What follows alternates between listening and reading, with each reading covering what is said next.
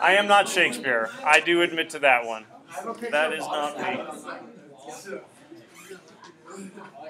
So, what's the passage about?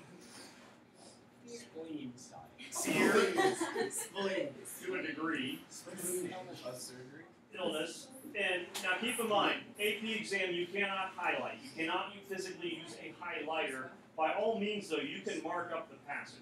So I think chunking it off into like 5, whether you be going by paragraphs or 5 to 10 lines at a time, and figuring out what is going on is only going to work to your benefit.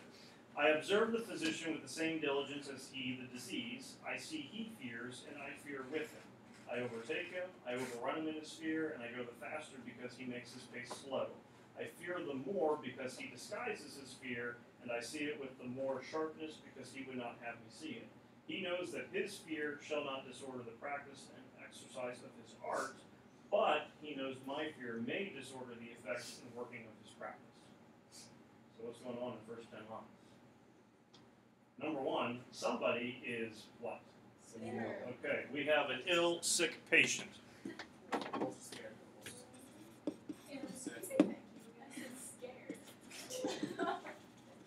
And our sick patient is scared for the simple fact that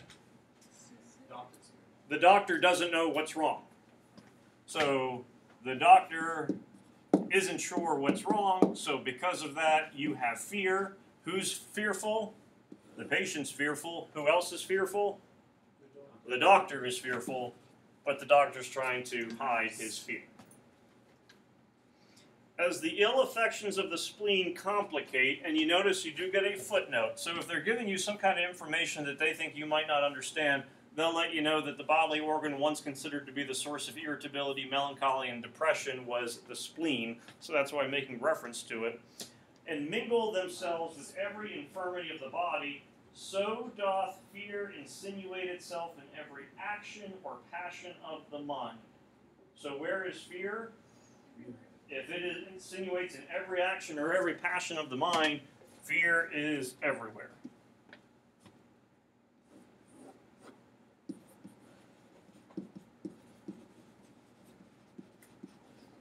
So everyone fears at some point.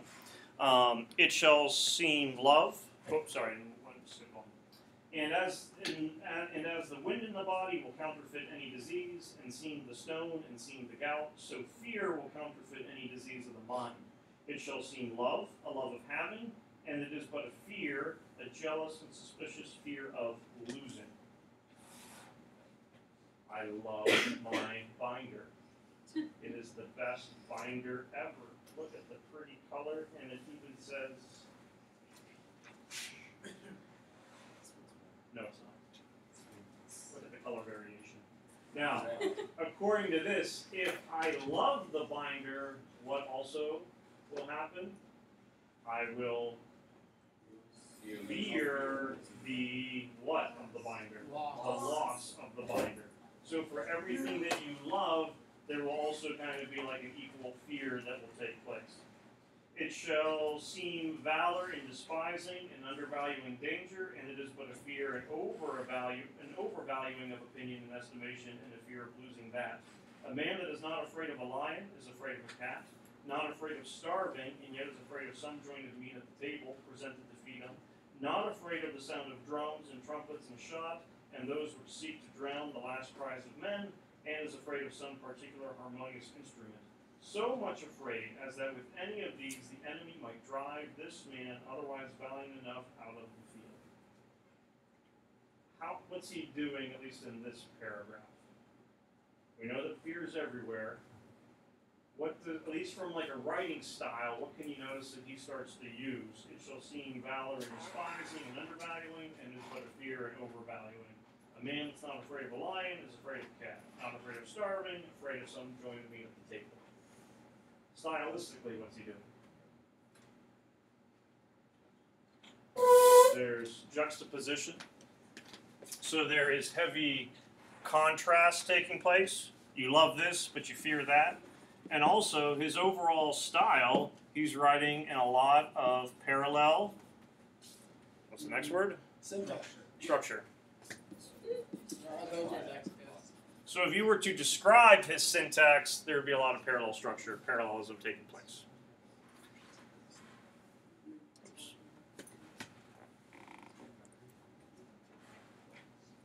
I know not what fear is, nor I know not what it is that I fear now. I fear not the hastening of my death, yet I do fear the increase of the disease. I should belie nature if I should deny that I feared this, and if I should say that I fear death, I should belie God. My weakness is from nature, who hath put from measure. My strength is from God, who possesses and distributes infinitely.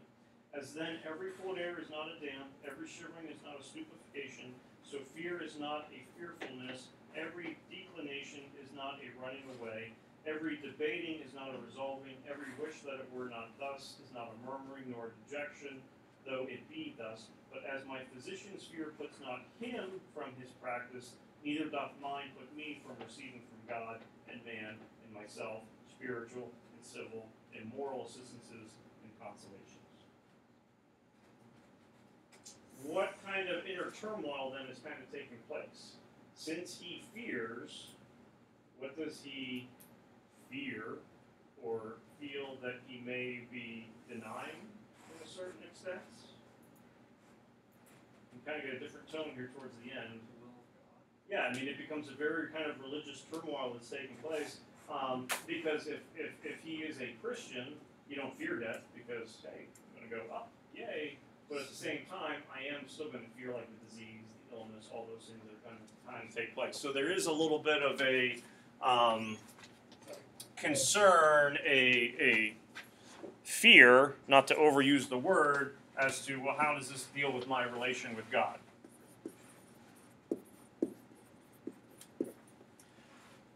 The first line, the fourth word says physician. So immediately people start going, okay, this is going to be all medical, but what is the main component that the whole passage revolves around?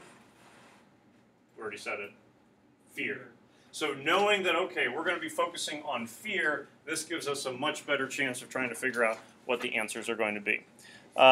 Question number one, of course we know keyword is going to be except. Passage contains all the following rhetorical devices except. Sean just took this, so we can ask him. What did you put for the first one? D? Okay. Kobe, you remember what you put? D. D. Feels better now. Justin, did you go D? Went D. Couple different things here. Number one, I mean, we already know that contrast and parallel structure are here because we already stated it. If I'm marking off E, well, Allie, what were you going to say? Okay. If I'm marking off E, what other one am I going to mark off as well? Because parallel structure is repetition. What's paradox? It's a contrast. So like those two kind of break themselves apart from everyone already. And again, I'm not crazy about process of elimination, but an except question does kind of require you to do it. The answer ends up being apostrophic speech. Now, what's apostrophic speech? Because I do like to know that I'm right. And I am right. It is D. Nope. Someone always says that. Thank you for being that person. Like asking questions? It can be. Apostrophe, besides being a little doohickey with contractions and possessives, it is when you speak to someone who is not present. So, you know, if a person were to say a prayer before a meal, that would be apostrophe because, you know, you're talking to God or some religious deity who is not there.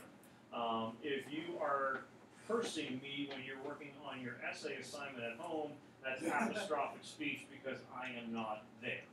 So anytime you talk to someone who is not present, it's apostrophic speech. Could be religious, could be, you know, a deceased person, could be a person who's just absent, but that would be apostrophic speech. Holden does apostrophic speech quite a bit when he's talking to Allie, because Allie is not there. So that would be apostrophe. This Allie. How is this non-fiction? Can someone like write this or something? Yeah, and the smart aleck response would be, John Donne wrote this. What it means by saying that it is non-fiction, because it's not the typical non-fiction that you would expect it to be. It's part of John Donne's memoirs. He does a series of essays and things like that. Donne is famous for his poetry. You take AP Lit with Mr. Howell, you probably do some John Donne poetry. But it could be reflections. It could be excerpts from something as simple as a textbook. What it's not going to be, pretty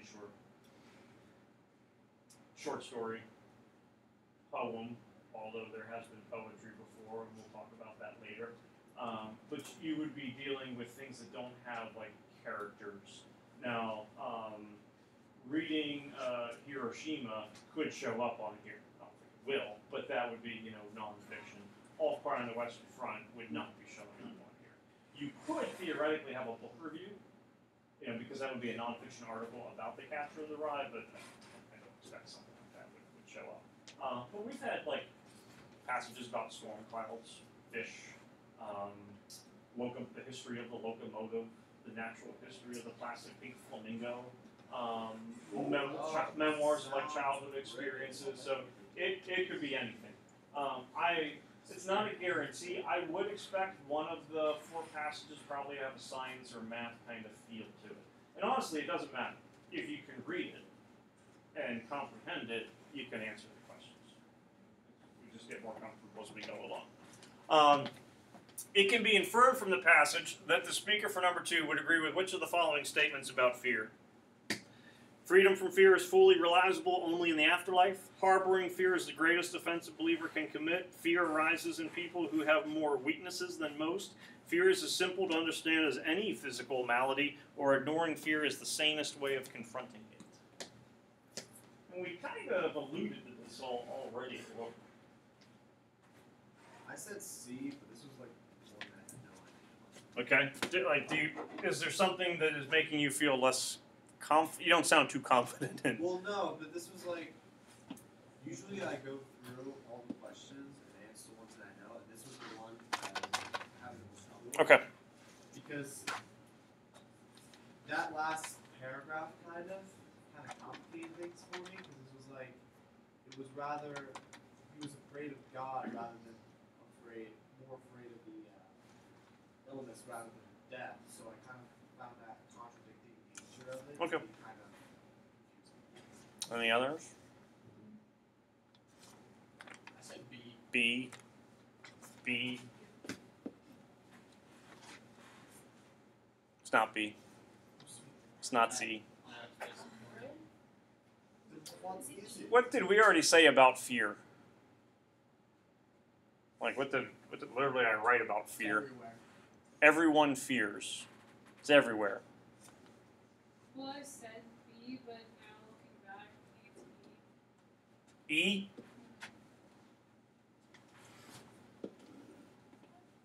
A. Dang it, that was my one. No. That was the one that confused me so much. If everyone fears, what's the only way that fear can go away? When you die. And then the whole afterlife, like you kind of mentioning that part, is still certainly significant.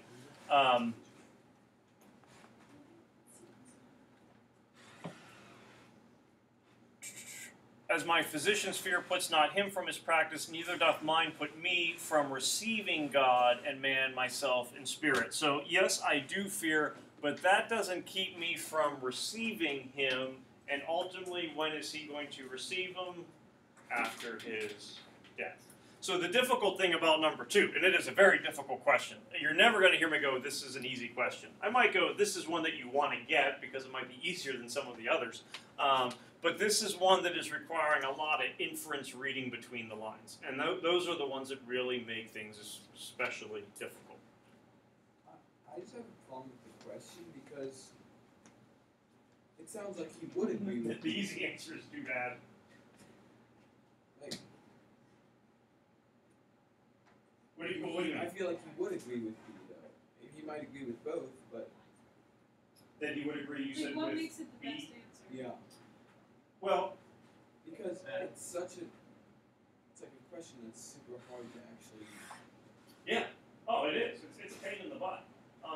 And especially, and I'm not dodging the question, we'll come back to it. On the Catcher in the Rye, I think number 3 was one that was driving people nuts. That was like the first Roman numeral one, where it mentioned about absolutes and figurative language, I think periodic sentences. Yep. And it was tricky because the wording of that question said characterizes. Like, which of these characterizes the description? So, theoretically, all of them could be there, but which one truly characterizes the way that Holden goes about describing Alice? It can be inferred from the passage the speaker would agree with which of the following statements about fear. So, yeah, you certainly could look at it and go, well, I could see him maybe going with E, maybe going with D, and B, and C. From the wording of the passage, A is the best response, but basically I'd say 2 things would be happening. Number 1, that it is going to be everywhere. I think it's mentioned in lines 13 and 14. So no one who is living or breathing can free themselves with fear. Whether you're the patient, whether you're the physician, you're going to be dealing with fear. It is everywhere. Freedom from that fear only going to be realizable in the afterlife. So not only is it going to be death, but if you are still going to receive God, where we do get that line in line 46. Harboring fear is the greatest offense a believer can commit. The one thing that I'd say that we're kind of going against it, by it being the greatest offense, that means it is going to be to the umpteenth degree. There's regular offenses that you can have, but then this would be the ultimate offense. Well, if everyone fears, then what's everyone doing?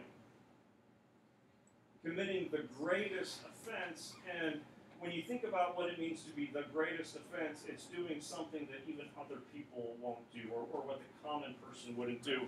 But if everyone is going to fear, it's certainly an offense that a person could commit, but it's probably not going to be the greatest, since we would be on equal footing that you fear, I fear, Alyssa fears, Noelle fears, Emma fears, especially when I give her advice about selecting the correct answer. And then she gets upset at me. That's not fear, that's anger. But the fact that everyone would be fearing is what would kind of keep it from becoming, this is the worst sin that a person could commit. But it's a wicked question. The one thing that you do have to try to do, and this could be multiple choice, this could be essay, is you don't want to fight the prompt, you don't want to fight the question, you don't want to fight the answer, and it can be a terrible cop-out response. Well, don't worry about it, Byron, because that's the way that it is. I don't mean it in that way, but try to take the question simply for what it is asking. Recognize, are there any key terms that might kind of angle the answer towards something? I think greatest would probably be the one in this case. But you can't fall into the trap of, well, it's not worded correctly, so I'm not exactly sure how I will answer. Now, they will sometimes void questions, where there have been AP exams where they decide, what, this question is not valid. Based on the responses, it's not right. We can't count this against someone's score. But this isn't one of those questions. Number 3, I don't want to say is easy, but number 3 is one that I want to get. E. How do you say that? Race. How do you say it? Foot race. Foot race? Okay, good. No, I had a person say food trace. They asked me, what's a food trace? I said, I'm sure I can't answer that. I can think of the person, but I'll protect her name. Foot race. I overtake him, I overrun him, I go the faster, he makes his pace slow. Foot race. See, maybe an idiot. I read that. Yeah, you got that one wrong, and I didn't want to say anything to you. I looked at the third I was sentence. going, boy, Oh no. I looked at the third sentence and I don't know why. too bad. Sean, why? Number 4, it is most likely That's that. physician makes his pace slow. Why? Why would he be slowing down? Again, we already kind of alluded towards this a little bit. What would be causing him to become a little bit more deliberate? He doesn't know what he's doing and he's trying to figure out what's wrong. And so that would be, I agree with everything you just said. E, yep. Hide his concern under the cover of the medical procedure. I'm going to slow everything down because I'm not exactly sure what I'm doing. Not that I don't know what I'm doing, but I'm not exactly sure what the cause is at this point.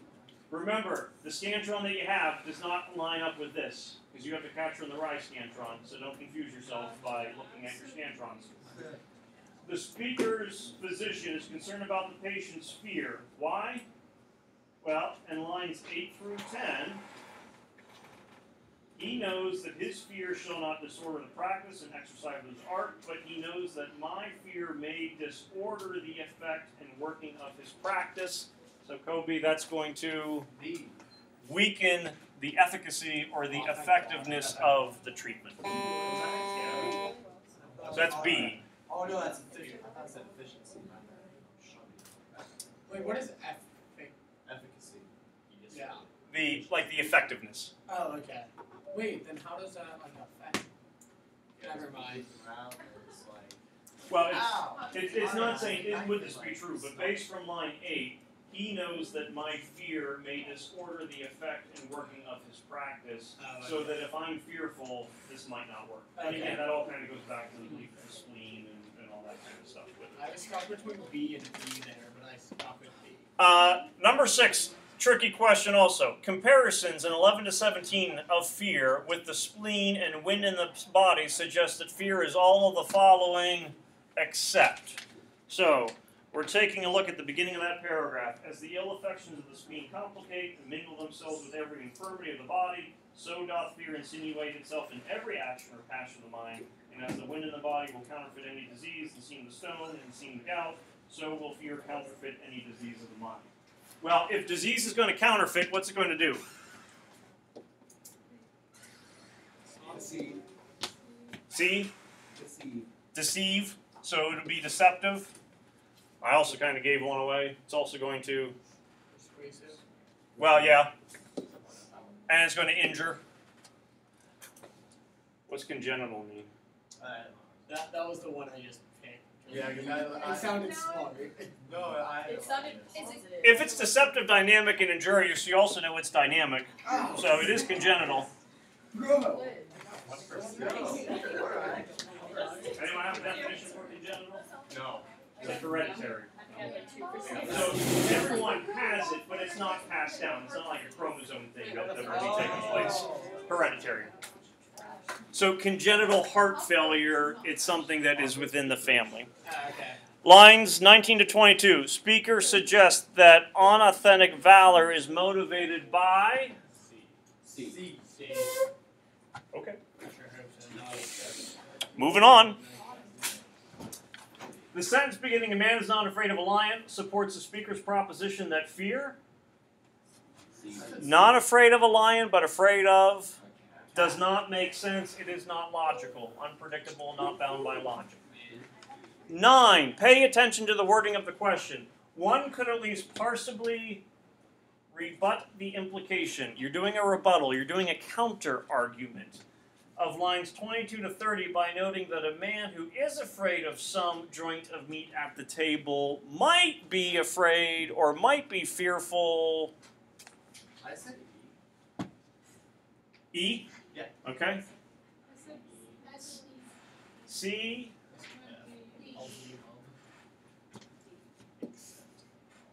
D. Oh. That was my other one. Host is going to poison him kind of thing. Yeah. I thought So the only reason why you would be afraid of the food, you're not afraid of starving, but afraid of the food at the table. What if there's something in here that therefore I would be fearful of? See Because you what can put in too much spice, all that kind of stuff. what I heard is that I looked at Question 10. People don't like pronoun antecedent questions. However, this is as close to gimmies as they give. And so I think people psych themselves out. So what it's asking is, what does they refer to in line 26? At this point, don't worry about what the options are. Just go to line 26 and read to see what they actually is, and can you figure it out on your own? So, not afraid of the sound of drums and trumpets and shot, and those which they seek to drown, the last cries of men. What is drowning the sounds? The drums, the trumpets, the shot. I take a look at my answer choices. What do you know? I have A, the drums, the trumpets, and the shot. What? The enemy was drowning people. What? This is just random drowning. You're fighting the enemy, but all of those things is what's drowning out the cry of the men. So they're attacking the people, but they're not It's not death by drowning, but like muffling the sounds, that kind of thing when you're taking with the drown. Would you ever eliminate E because the enemy is singular and they is plural, or could that like not matter? You should be able to, but I can't promise that every single passage is going to be grammatically correct. So that would certainly limit it, I would think, but I don't want to do the pinky swear that you always could, and then there'd be an article where, if it's like dialogue taking place, we don't usually worry about that pronoun agreement quite as much. Okay. There are going to be cues, though, sometimes.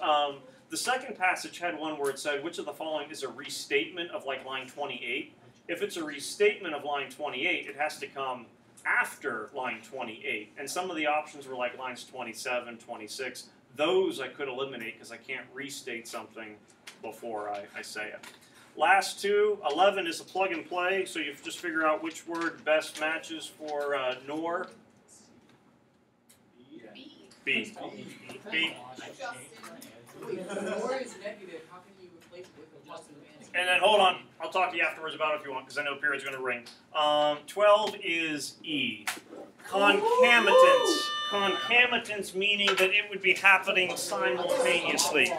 I have your scantrons. Let me pass them back to you.